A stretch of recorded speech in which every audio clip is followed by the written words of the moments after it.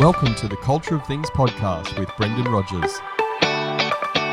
This is a podcast where we talk all things culture, leadership and teamwork across business and sport.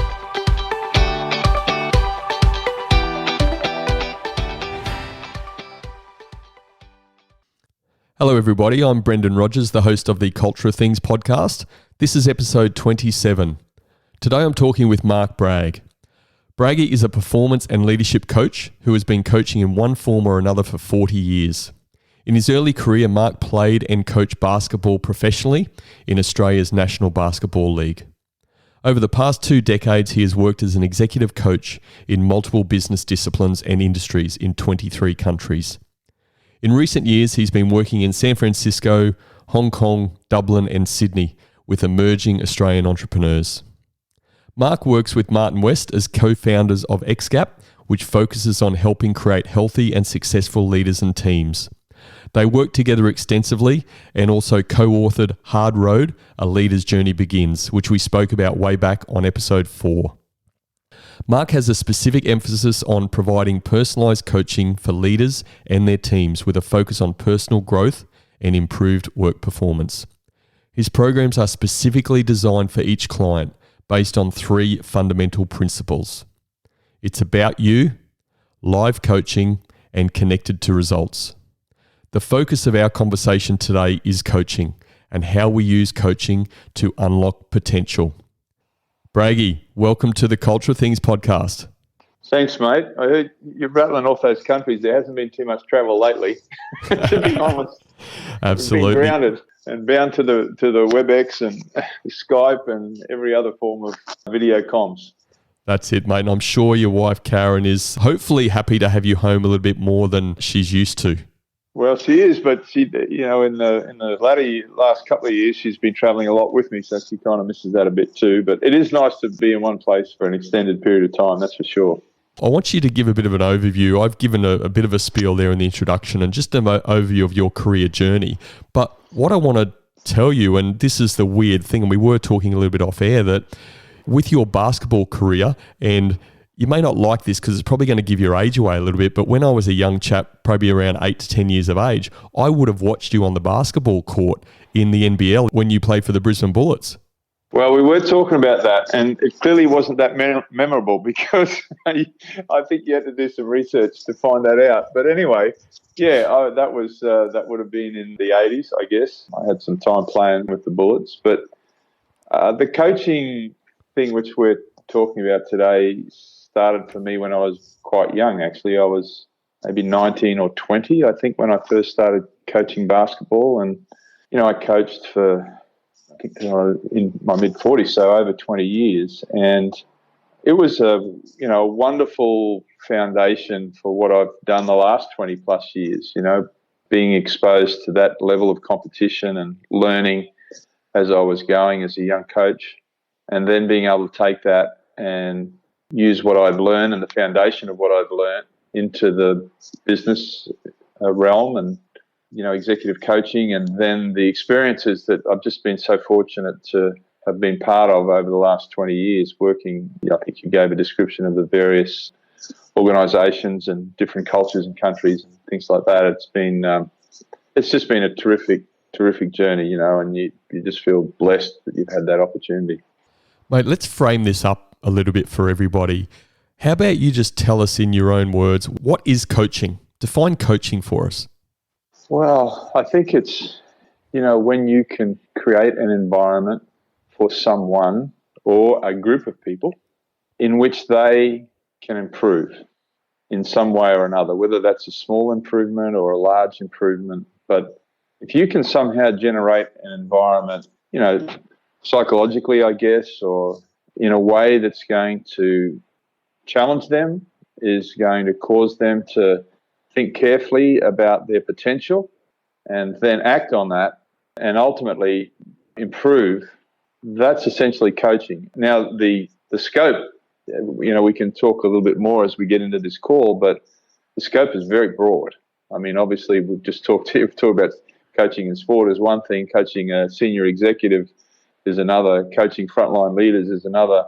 And it might not just be on performance, it could be on anything from career to dealing with personal challenges to dealing with their own strengths and weaknesses. It's a fairly broad thing. But, as we can discuss, there are I think there's some fundamentals that it doesn't really matter what you're coaching on. If you're helping someone to get better, that's essentially the buzz I get out. I feel quite selfish, actually, that I love doing this so much. When I see that I've been able to help someone improve in some way, it's a thrill, Tell us about that buzz and maybe even give us a bit of a framing of what is it that gives you the buzz? Like, what does that success look like when you're coaching someone to give you that thrill?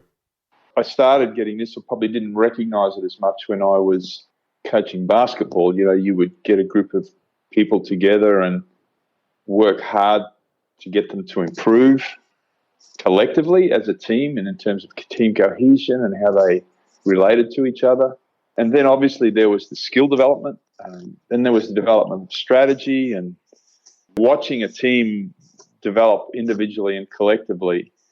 And I can remember, one of the better teams I thought in 97, and it had taken us, this didn't happen overnight, this had taken us 3 or 4 years to build.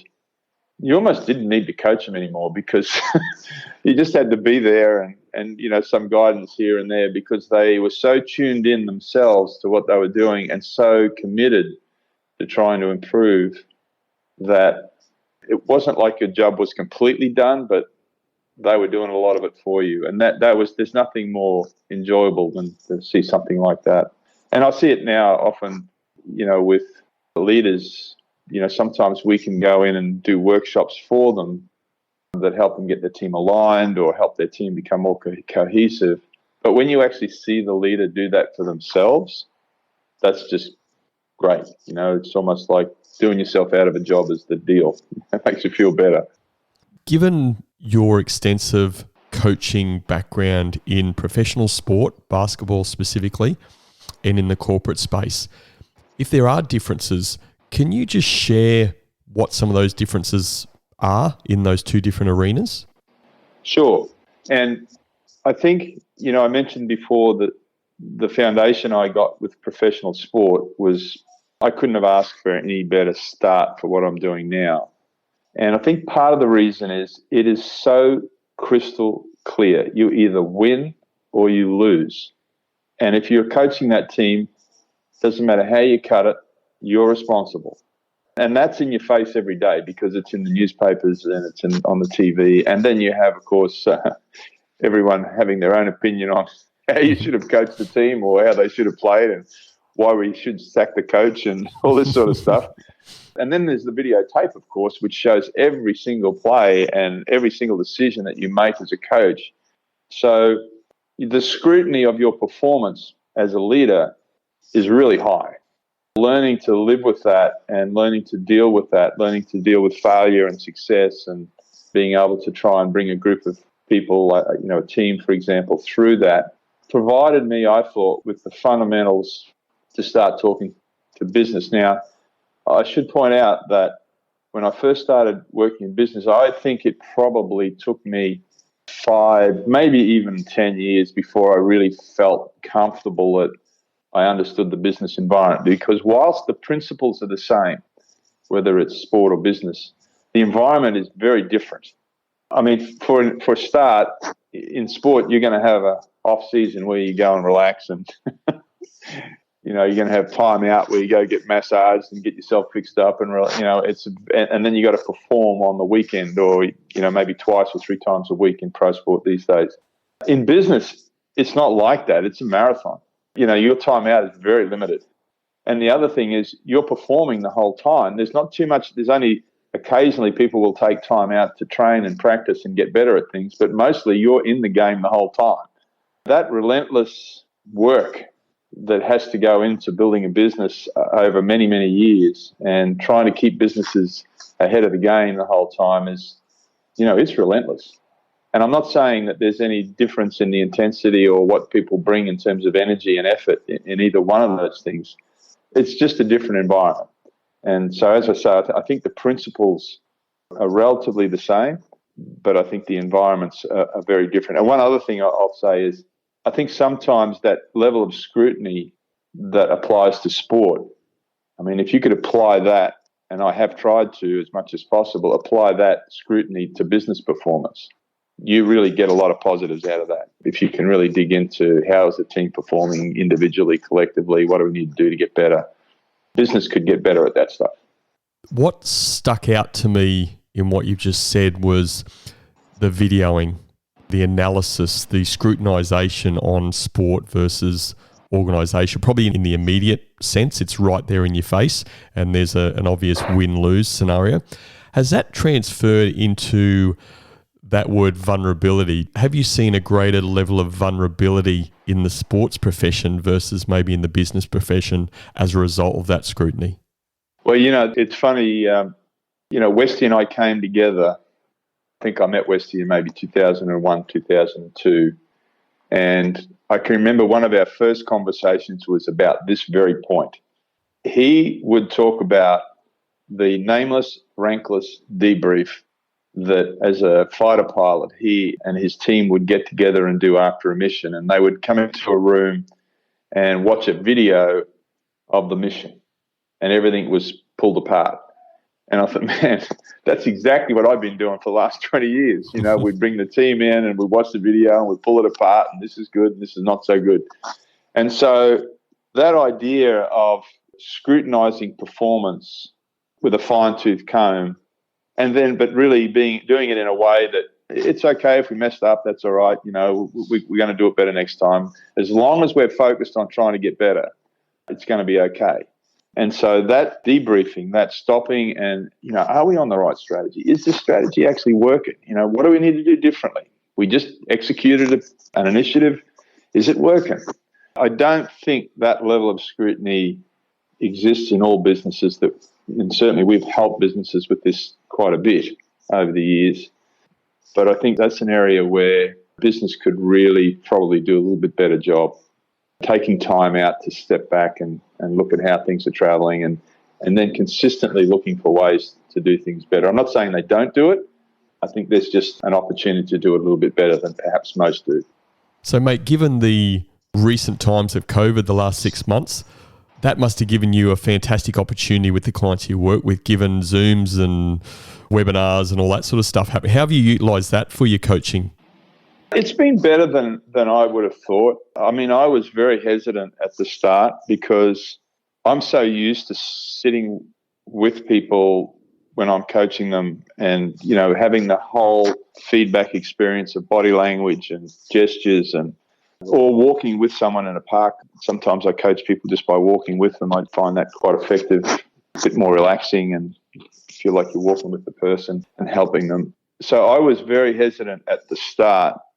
And I still don't feel 100% comfortable with it, mainly because when you're coaching someone, your level of awareness is critical. You really have to think carefully and listen and understand and watch and learn from that person. Because the more you know and understand about that person, hopefully the better decisions you can make in terms of trying to help them improve. So as soon as you go to video conferencing, and a lot of that is taken away, you're seeing head and shoulders and sometimes the voice is a bit distorted. And in the situation we're in, it's been brilliant. Maybe I'm old school, but I'm hoping that at some point we can get back to sitting down with someone over a coffee and talking things through rather than doing it as we're doing it at the moment. Yeah, I think it's a fair point, mate. I hear a lot where Zoom's been great, but nothing really beats face-to-face. Can't shake someone's hand over Zoom. You can't pat them on the back. Mate, before we go into the coaching model and what good coaching looks like, which I know you can talk extensively on, why is it important to coach? Yeah, this is kind of interesting because whenever we raise this with executives, it's not that it's surprising to them because I think they know they have to do it. It's just that I don't think they give it the level of importance that it deserves. Let me come at it from a slightly different way. If you're evaluating a leader over time, I think there's probably a couple of evaluation points. The first one is, are they able to execute and get stuff done that they're supposed to get done? I mean, that's pretty much standard stuff. The second one is, how much improvement have they driven or been able to create with that team, both collectively as a team in terms of how they perform as a team, and then individually, how much improvement has occurred with the individuals in the team. And then there's probably a third question, which is when they actually leave that position, what do they leave behind? What's their legacy been? The core point here is that one of the primary responsibilities, I think, of a leader is to make things better, to improve people collectively and individually. And I cannot think of a way to do that unless you're coaching. I just can't see a way to do it. Now, a lot of people misinterpret this to think, oh, well, we've got to have quite a formal piece of paper and we've got to sit down with someone once a month and we've got to look at their performance and their behaviour and all this. I actually don't subscribe to that at all. I think that, sure, that's good. I don't see any problem with that, as long as it's done in a meaningful way, in some ways in a relaxed way, even though you might have a hard point to make. But a 2-minute interaction, conversation with someone can be just as powerful in a coaching sense as a 1-hour sit down. I just think if you come back to, I think your question was the importance of it, I just think it's fundamental. Unfortunately, there's so much pressure to deliver results, to do this, to take care of the tactical day-to-day things, the operational things, if you like, that this sometimes is put on the back burner and even put aside and sometimes not done at all. I just think it's central and core. For every leader, there should be a discipline around it. You know, I've seen some of the best coaching take place almost in motion. In other words, I can remember distinctly being on an oil rig where one of the safety guys took aside a young guy that was on the rig for the first time, I think, who was just painting the deck or something, and then sat down and explained, man, why you're doing this? And the guy said, oh, no, I was just told to do it. And he said, no, you're doing this because it's an environmental thing. You know, we can't afford to have anything drip through these cracks. We've got to paint this thing properly then. And, environment, that's where the future's going to be. What are you thinking? Is that what you'd like to do? And all of a sudden he was in this coaching conversation with this kid that was just painting the deck. And I thought, wow, that's exactly what I'm talking. It doesn't have to be this formal thing that we need an hour for every single person, once a week or something like that. I think it's more the intention and the responsibility of trying to help people get better. And I'll tell you another thing that I often hear a lot, and I'm not coming across as being critical of people that are in leadership or management positions, because I understand, I've spent enough time to understand the pressures that they're under. I can admit to being guilty of what I'm about to say. But I often hear people say, that person's not doing a very good job. They're on my team. They're really not very good. Or I wish they do this or I wish they do that. And the responsibility is the leaders. If that person's not doing the thing that you want them to do, then you got to try and help them get to the point where they can. Or you probably hired them in the first place. So you got some responsibility in this thing here, As I said, I think it's not something that's probably given enough credence, yet I think it's one of the most powerful things that a leader can do. And one of the most rewarding.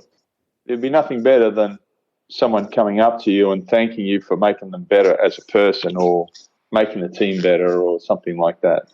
That's the deal, as far as I'm concerned. For you, there's nothing better than that, but you've got a certain mindset around leadership and coaching. What sort of mindset is that to be a good coach?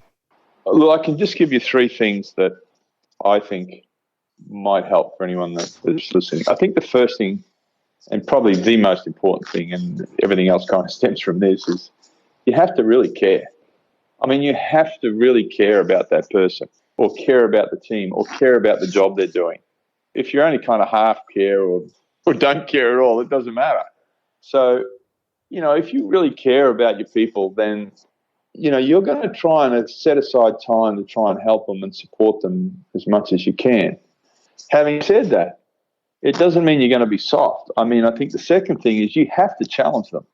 I mean, if you think back to the people that, I know if I think back to the people that influenced me and helped me get better, it was the people that really challenged me to do things that I didn't think of or didn't think I could do or didn't think I had the potential to do. But people that challenged me to try and improve or do better or do things differently. So I think, caring and challenging people are probably 2 things I would say. And then maybe a third, which is really a bit more about technique, is you kind of got to be really crystal clear. You can't leave any room if you're talking to someone and trying to help them. You've got to be clear about, look, this is where we're at right now, and be clear about what the current level of performance is. Then you've got to be clear about what the future performance might look like. Look, we want to get you to here and make that clear. And then you've got to be clear on the how, the steps that we're going to take together to try and move from where you are now to where we'd like to get you to. So I would say caring, being able to challenge, but being really, really crystal clear about, look, this is where you are, this is where we want to get you to, and here's what we're going to need to do to get there. If those things are in place, it may not be everything, but it's a good start. Going on from that then, what sort of model have you used, or how do you apply this mindset that you've just shared with us into a real life practical application? You know, to help leaders out there that maybe know that they've got to do coaching and maybe they've got to be better at coaching, what advice would you give them, and how do you make this actually happen in the real world? Look, I think the very first thing is you've got to get a pretty good understanding. I mean, you know, you mentioned our book that we've written before, and fundamentally that book arrives at 5 challenges that we've seen most leaders face. The first one is high level of awareness. That's not just self-awareness, that's awareness of the team, what motivates and demotivates people individually and collectively. And then situational awareness, getting a really good grip on the current situation that surrounds your team and what it's trying to do. And then there's relationships, and, you know, we talk about getting the team aligned and discipline and coaching on top of that. But I think that fundamental one, if you're starting to coach, of awareness and building a good, strong relationship, because I think sometimes if you're starting out with someone, just sitting down with them and just in a relaxed way and finding out, you know, what motivates you, what demotivates you, what do you like to do, what don't you like, how do you like to be managed, how do you like to learn? Tell me about the time you last did something really good and really got better at something, because that kind of gives you an insight to coaching in itself. They'll tell you. Whilst you're having that conversation and learning about the person, at the same time you're starting to develop, hopefully, some level of relationship and trust, because obviously people are not really going to respond to your coaching if the level of trust is low. So getting that basic foundation under you before you start to go too far is pretty important. I think whenever I work with an executive, I reckon it probably takes me 2 or 3 sessions before I really feel like I've got that foundation of trust with the person concerned. There is a proviso though here, and I don't know whether you're going to lead into this or not, and that's there are often some people that just don't want to be coached, or you're just not the right fit for them, and you've got to accept that. There's no way around that. I've had a lot of executives that said all the right things and liked me coaching them, but they really didn't want to be coached. They didn't take any action based on our work. Given your 40 years of experience, mate, there must be some signs, some red flags that come up for you, maybe early on, or maybe they take a little bit of a while to come up. But what does a red flag or red flags look like in someone that says they want to be coached, but at the end of the day, it doesn't really happen? One big red flag. When someone says, I got this, I know how to do it. As soon as you hear any leader say, oh, you know, I really got this, I know what I'm doing, you know. And I can remember distinctly a story. Westy and I were working for a pharmaceutical company in Asia, and they had all the managers in from the senior CEOs from all the Asian countries. And we were working through alignment and trying to bring in a very specific execution discipline for all the teams, all the sales teams in those regions. And I think it was the head of the Indian team was a bit like I just described. Oh, we've got this. We know how to do this. Yeah, we did this already, or something like that. And then, in a similar conversation, we'd spoken with the head of South Korea, who had said, oh, we're really bad at this. We really need to get better. I'm so glad we got you guys here. I think if we do this right and we do this well, it's going to be okay. Later, we were talking to the guy that oversaw all of them, the head of the Asia Pacific region. And he said, yeah, that makes a lot of sense. He said, the Indian team is the worst performing one in the entire operation, and the South Korean team's the best. I mean, that kind of underpins what I'm saying. I mean, leaders that truly want to get better and truly are aware of perhaps their own strengths and weaknesses are always going to be pushing the envelope and looking for things and ways to get better. you'll normally find if anyone says, no, I got this, or it's no big deal, or I'm really good at it, you normally find it's a bit of a smokescreen for potential issues. It sounds like those words ringing in my ear again, the humility factor, vulnerability, those sorts of things. So if you're not seeing those things over a period of time, even early on, then that's quite concerning for you, and it questions the coachability of the person.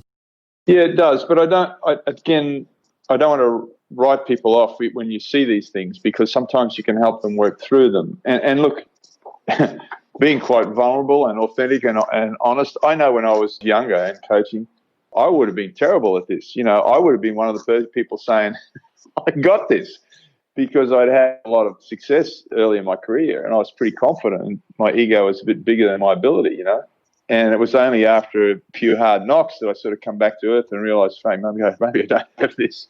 Maybe I've got a few things to learn, So it's a journey. And as I said, I don't like to count people out just because they show a certain, what I might perceive as a weakness or a red flag, because I think people can always improve. And if we can help them, we should try. But I'm with you 100%. The vulnerability thing, which has really become a big topic over the last 10 years, is a pretty good indicator sometimes, as if you're looking for red flags. It's a pretty good indicator of the leader's capability and how they're likely to interact and how effective they're likely to be with their teams. You mentioned earlier about that 2-minute sort of coaching session on the deck as the young fella's painting. You emphasised the fact that coaching can come in many shapes or forms. Is there also a formal part to when coaching should happen or underpin that leader's role? There's two types of coaching that Westy and I talk to quite a bit now, and we've only come to this after doing this for a while and trying to make it easier for leaders to kind of get their heads around this. So you can coach someone on, there can be career coaching, you can coach them on behaviour, you can coach them on performance, whatever. It's quite broad. Or you can just have a one-on-one where you're trying to get to know the person. I mean, there's a whole myriad of ways to approach this. But let's just look at these two things. The first one, I think, is what we would call tactical coaching. And this is where you're really working with someone on what the basic skills of their job or their experience that they're going through right now. It's almost an operational coaching session, trying to help them improve their on-the-ground performance in the day-to-day. In sport, you'd call it the blocking and tackling of the job. So that to me is quite tactical, trying to improve someone's skill level or their experience level so they can actually execute their role not only effectively but obviously improve in the role that they're doing. That's tactical. The second one I would call is more strategic, and some people might refer to this as career planning, but I don't particularly like it to call it that way, because strategic planning is more about looking a little bit more long term. And the key question with strategic coaching is this: how can I help this person I'm coaching become more valuable in their own right, more valuable to the organisation they're working for now, more valuable in the marketplace? So is there some particular skill or some experience I can give them, or something I can delegate, a responsibility I can give them that they haven't had before, that is actually going to improve them and make them more valuable in their own right? And that's a different conversation that probably needs, and you wouldn't mix the two for a start. You definitely don't do that. It's either the tactical or the strategic. And the strategic one is probably, it's all different for different people depending on how many direct reports you got. But let's say you had between 6 and 10. I would be doing the tactical one probably once every week or every 2 weeks, and I'd be doing the strategic one at least once every 2 months. And only giving people one of my rules is you only give people one thing to work on at a time, because if you give them too many things, they're just not going to get good at any one of them. So just focus on one thing at a time, get that to a point where you're happy with it, and then move to the next one. But to me, the strategic coaching is missed a little bit, unless there's a kind of an annual review. That might be, in some cases, that's talked about there. And I don't like using the word career coaching, because people start to think about that as, I'm in the team, now I want to be team leader, then I want to be manager, then I want to be a director, and then I want to be CEO. They see it in one dimension of title and position rather than improving their skill set and trying to improve their value to the organisation, and let the other things take care of themselves. When you're coaching in those terms, tactical coaching versus strategic coaching and not mixing the two, having that clear intent, how does your approach differ depending on what type of coaching you're doing? I don't think your approach differs. I can't see how it would differ. I think the main thing that I found with, and I advocate this a lot with the leaders I'm working with if they're doing it, and I try to do it as best I can myself, is at the heart of coaching is really good questions. You can almost run an entire coaching session with questions. The topic is irrelevant. It's like, okay, so where are we now? Or where would we like to get to? What would that look like? How would we get there? What would be the risks in doing that? What would be the impact if we were able to do that? Or what's the impact if we don't do it? And trying to, really work with the person, even if you have ideas of your own, trying to resist the urge to say, well, we should do this, rather than saying that, trying to encourage the person to think for themselves. Because if they're thinking for themselves, and you've been able to generate that through questions, they're more likely to lean in. They're more likely to own it. They're more likely to feel responsibility to get it done. Chances of them taking action are much higher. And, even if you have an idea of your own that that they need to do, you can still phrase it as a question. So what about if we did this?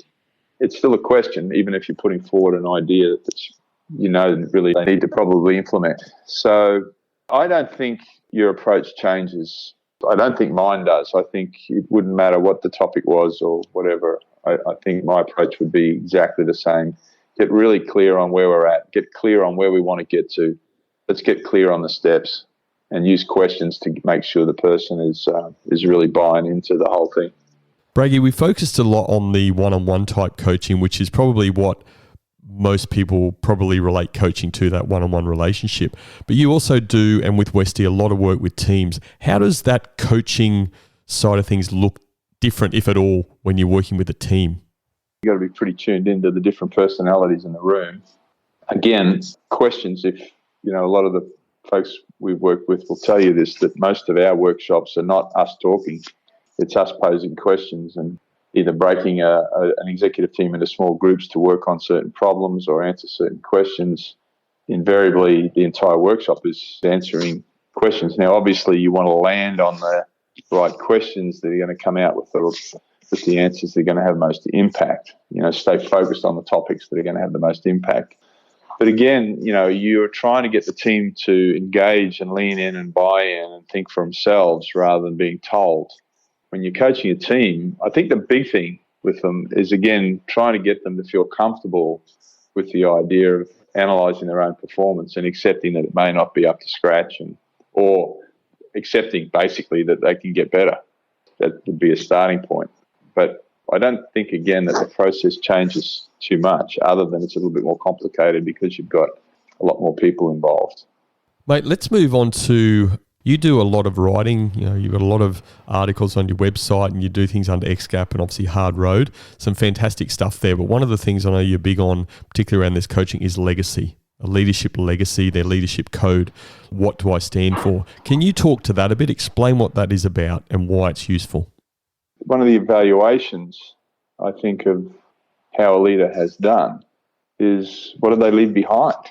What was that team like as a result of their leadership? Did they leave a lasting impression? And, when I talk to leaders about this, I say, okay, what sort of legacy do you want to leave? Invariably, they will talk about people. Very few of them will say, oh, I want to produce the best product that was ever on the market, or, I want to hit my sales number 10 years in a row or anything like that. They'll talk about the impression that they've left with their team, that they've left a good team, that it's a cohesive team, that they've got better, that he's perhaps even developed other leaders as a result of their leadership. They won't. It's a really interesting thing. Unfortunately, a lot of leaders don't think of it that way. And the way I like to kind of express it is, you're only a caretaker of that position, that leadership position that you hold. At some point, you're going to pass it on to somebody else, or somebody else is going to have that position. So the question is, whilst you have that position, what's your legacy going to be? What are you going to leave behind? One of the things about coaching, mate, is you might coach someone and hopefully help them improve in a particular area. And this particularly goes if you're coaching a leader. But what's the ultimate legacy of that? Like, how many other people has that leader influenced and influenced someone else? I mean, the ripple effect, you just never know. Again, it's one of the great things about coaching. You don't really know the full impact of what you've done, good or bad, but you don't really know because there's so much stuff that continues as a result of hopefully some good interactions and some good coaching outcomes. That's legacy. Mate, I want to pick out a couple of things from your own leadership code, which you kindly shared with me some time ago, specifically related to the topic we're talking. One of your points is coach to a person's strength or coach to a person's strengths. And there's also one there around there will be people you cannot coach. That's fine. Can you just talk to those a little bit? I'm a big fan of, really working with people's strengths and trying to lock in and understand what their strengths are and trying to help them improve and really take something that's a 7 and make it a 9, or an 8 and make it a 9, or a 9.5. There's no 10s. But if someone is a 2 or a 3 at something, you could work forever on it, and the best they might ever get is a 4. So it's kind of a wasted energy. Now, that doesn't mean you shouldn't address weaknesses and you shouldn't try and correct them and minimize them and all that. That's fine. That's a whole other thing.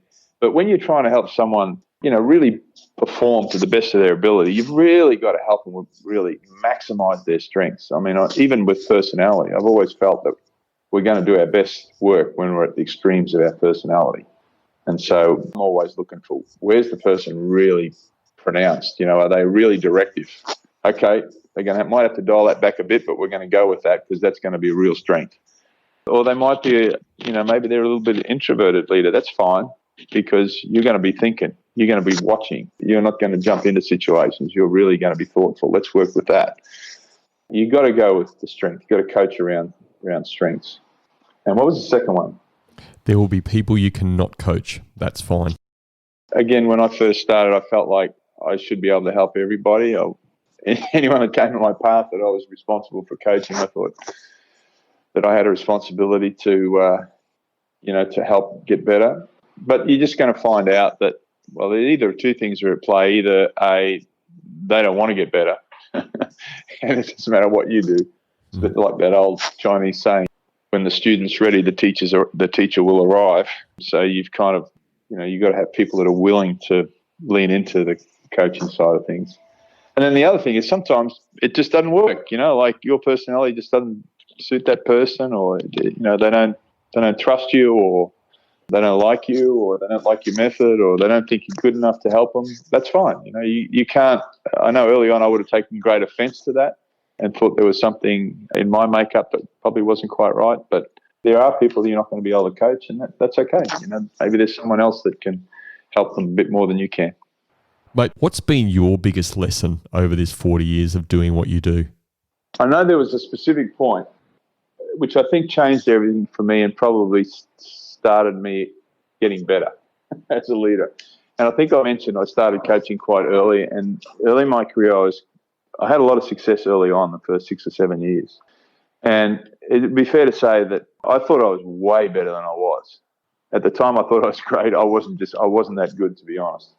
And I can remember we had a season that, was the season from hell, really. We just didn't play well. My job was probably on the line. And at the end of the season, I was really, at a point where I was being critical of the players, and I was being critical of the bloody board and the bloody facility. And I can remember I jumped on the phone to another guy who's a mentor of mine and an Australian coach in another sport, and saying, man, these guys are just this and that, and the bloody board's terrible. And he just basically stopped me in my tracks and said, Braggy, it's about you, mate. And then nearly just about hang up the phone straight after that. And I was like, what? I didn't know what to think. I thought about it for 24, 48 hours, and I realised, he's right. It is about me, And so I spent a bit of time getting some feedback from some of the players and the staff and stuff, and that was the first time I kind of was prepared to admit my own weakness, really. It really opened my eyes a lot. And from that point on, I said, okay, I'm going to make sure from now I'm getting feedback from as many different people as I can, and I'm going to try and commit to get better, because if it is about me, then that's going to be reflected in the team. And if I can get better, hopefully it'll be passed on. So That was a big lesson. So the interesting thing about leadership is, in one sense, it's not about you; it's about the team. In the other sense, it bloody well is about you, because if you're not getting better, they're not getting better. Yeah, it's a great point. Is there anything else that you want to touch on or share with people just around the advice you'd give for coaching? Yeah, I just think, again, if you've just set aside that, to me, it's been my life, and I've got so much out of it, way more out of it than I've given. But I just think if you really care about people, and you're placed in a situation where you may be able to help them in some way, that's a bloody honour, mate. Just do the best you can and learn as much as you can, but just try and help them. Just care. That's it. How can people get hold of you, buddy? If anyone Googles Hard Road Leadership, you'll come to a website that I'll be on, and my business partner, Martin Weston, will be there as well. All our contact details are there. So it's just, if you just Google Hard Road Leadership, and you'll see the book as well, if you're interested. And I can second that, mate. It's a fantastic book. Lots of good information on the website, and some of your articles there as well. And certainly the course is fantastic. Mate, I just want to say, absolute pleasure having you on the Culture of Things podcast. But I know I haven't known you as long as I've known Westy, but the opportunity to have you guys within my network and to have the support of you guys, because I love learning, I love what you guys do. Just having you guys around to chew the fat, help support is just something I just hold so dear. So, and I know how much you do care. You live that stuff absolutely every day because you've done it with me as well. So, mate, I want to thank you so much for being a mate, being part of my community, and for being a guest on the Culture of Things podcast. Hey, no problem, mate. Absolute pleasure, and an honour to be on the show. Terrific stuff. Thank you so much.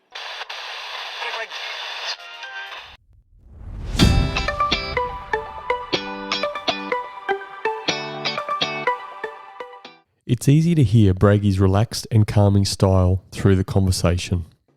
I believe this is a perfect style for coaching. His focus on caring for people, with the foundation of feeling honoured to help people improve, has helped make him a much sought after performance and leadership coach. His record speaks for itself. Not only did he reach the highest level of coaching in professional basketball in Australia, he also sits in the highest executive boardrooms in Australia and across the world. These were my 3 key takeaways from my conversation with Braggy. My first key takeaway: coaching is about helping people improve. Improving people is one of the key responsibilities of being a leader. If that's the case, all leaders must get good at coaching. Otherwise, you aren't doing your job. Coaching doesn't have to be formal. It can be any interaction with a person where you help them get better. If you think of it this way, maybe coaching will feel less of a burden, and you will spend more time helping people improve. My second key takeaway: to be a good coach, you need to care, be able to challenge, and be crystal clear. You have to care about the person. If you do, you will set aside time to help and support them. You have to challenge them, focus on getting them to do things that they didn't think they could do, or to get better at something they are doing. You have to be crystal clear. Be clear on the current level of performance. Be clear on what the future performance level looks like. And finally, be clear on the steps to achieve the future performance. Do these 3 things and you will be a good coach. My third key takeaway: at the heart of good coaching is really good questions. Questions encourage the person to think for themselves. When you do this, the person will lean in and own the solutions. Some example questions Braggy mentioned were: what would that look like? How do we get there? What would be the risk? What's the risk if we don't do it? Don't provide solutions. Ask good questions to guide to a solution. So in summary, my 3 key takeaways were: coaching is about helping people improve. To be a good coach, you need to care, be able to challenge, and be crystal clear. At the heart of good coaching is really good questions.